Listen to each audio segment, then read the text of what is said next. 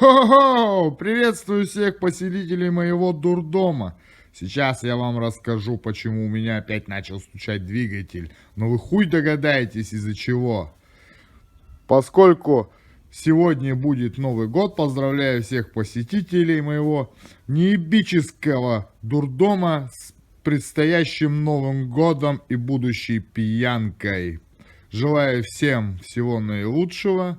Всем счастья, здоровья и денег побольше.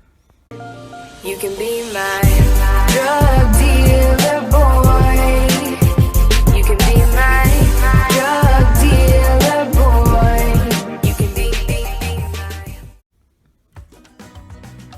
У меня в двигателе пошел очень странный скрежет, даже стук, и шел он сверху.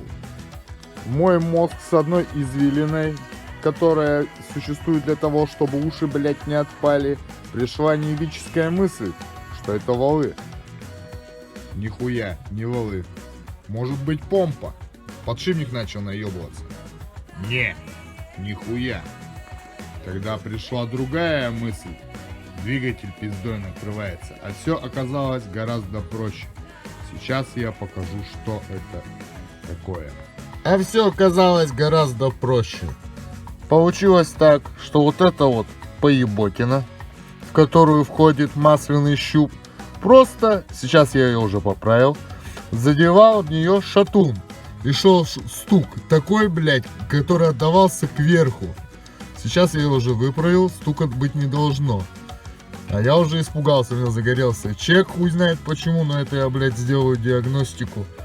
И буду смотреть, что дальше. Проверил после переборки двигателя шатуны. Точнее, снял бугеля на шутанах, вкладыши у меня притерлись замечательно.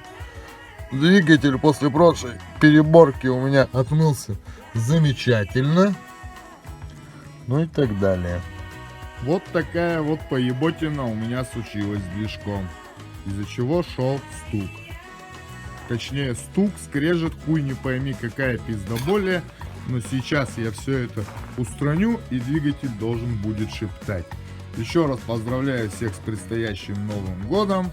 Много не пейте. Если пьете много, то желаю вам не хворать.